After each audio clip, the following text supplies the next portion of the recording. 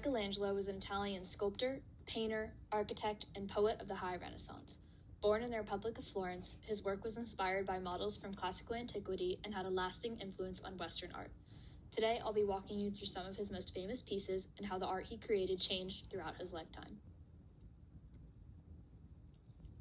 Bacchus, Michelangelo's first surviving large statue, depicts the Roman god of wine precariously balancing on a rock in a state of intoxication. He wears a wreath of ivy and holds a goblet in one hand, raised up toward his lips. On the other hand, he holds a lion skin, which is a symbol of death as derived from the myth of Hercules. From behind his left leg peeks a satyr, significant to the cult of Bacchus as often representing a drunken, lusty woodland deity. This was the first of a number of pietas Michelangelo worked on during his lifetime. It depicts the body of Jesus in the lap of his mother after the crucifixion. This particular scene is one of the 7 sorrows of Mary used in Catholic devotional prayers and depicts a key moment in her life foretold by the prophet Simeon. Cardinal Jean de Belhires commissioned the work, stating that he wanted to acquire the most beautiful work of marble in Rome, one that no living artist could better. The 24-year-old Michelangelo answered his call, carving the work in 2 years out of a single block of marble. The sculptor Donatello had revived the classical nude by sculpting a bronze version of David. It would become a masterpiece of the early Renaissance, but Michelangelo's towering marble figure overtook it as the most accomplished and iconic version of the story in the history of Western art. Michelangelo's majestic 17-foot-tall statue depicts the prophet David, with the slingshot he will use to slay Goliath slung over his left shoulder. Michelangelo took the unusual decision to depict David before battle. In fact, David's great foe, Goliath, is not referenced in the work at all. Holy Family, the only finished panel painting by the artist to survive, was commissioned by Agnolo Doni to commemorate his marriage to Maddalena Strozzi, daughter of a powerful Tuscan family.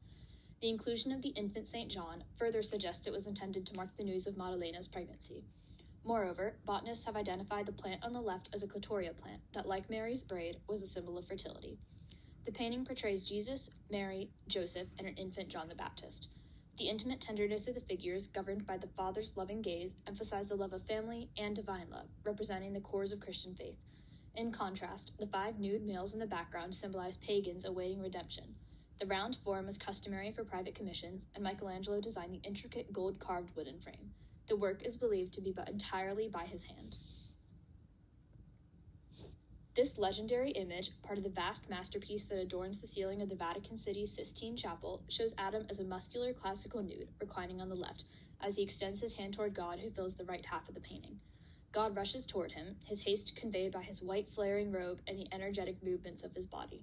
God is surrounded by angels and cherubim, all encased within a red cloud, while a feminine figure, thought to be Eve or Sophia, peers out with curious interest from underneath God's arm. Behind Adam, the green ledge upon which he lies and the mountainous background create a strong diagonal, emphasizing the division between mortal man and heavenly God. As a result, the viewer's eye is drawn to the hands of God and Adam, outlined in the central space, almost touching. Some have noted that the shape of the red cloud resembles the shape of the human brain, as if the artist meant to imply God's intent to infuse Adam with not merely animate life, but also the important gift of consciousness. Michelangelo's monumental statue depicts Moses seated regally as he shields the tablets on which the 10 Commandments are written. His expression is stern, reflecting his power and his displeasure at seeing the Israelites worshiping the golden calf on his return from Mount Sinai. Not only has Michelangelo rendered the great prophet with a complex emotional expression, strong muscular definition, and a flowing beard, his work on the deep folds of the fabric of Moses' clothes carries exquisite detail that completes its authenticity. Indeed, Michelangelo has imbued his Moses with a sense of energy that is remarkable for a stone figure, let alone one who is seated. This fresco covers the entire altar wall of the Sistine Chapel and is one of the last pieces to be made in the Seminole building, and the first commissioned by Pope Paul III. Painted when Michelangelo was 62, we see the second coming of Christ as he delivers the message of salvation. The monumental work took 5 years to complete and consists of over 300 individual figures. The scene is one of harried action around the central presence of Christ, his hands raised to reveal the wounds of his crucifixion, as he looks down upon the souls of humans as they rise to their fates. With the arresting tableau, Paul III was seeking to counter the Protestant Reformation by reaffirming the orthodoxies and doctrines of the Catholic Church, and the visual arts were to play a vital role in his plans. This piece is not only sculpturally complex, but it carries layers of meaning and has sparked multiple interpretations. In it, we see Christ the moment after the deposition, or being taken down from the cross of his crucifixion. He is falling into the arms of his mother, the Virgin Mary, and Mary Magdalene, whose presence in a work of such importance was highly unusual. Behind the trio is a hooded figure, which is said to be either Joseph of Arimathea or Nicodemus, both of whom were in attendance at the entombment of Christ. Joseph would give up his tomb for Christ, and Nicodemus would speak with Christ about the possibility of obtaining eternal life. Because Christ is seen falling into the arms of his mother, this piece is also often referred to as a Pietà. Pietà Rondinini is the last sculpture Michelangelo worked on in the weeks leading up to his death, finalizing a story that weaved through his many Pietàs, and now reflective of the artist's reckoning with his own mortality. The depiction of Christ has changed from his earlier St. Peter's Pietà, in which Christ appeared asleep, through to his deposition, where Christ's body was more lifeless, to now, where Christ is shown in the pain and suffering of death.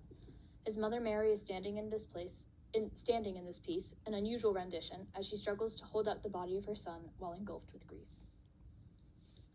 During his later years, Michelangelo's work began to subtly change. His figures became elongated, and he began to move away from the High Renaissance's style of painting. He was always a proponent of separating man from nature, a trait that the Mannerists embraced, and many have called him one of the original Mannerists.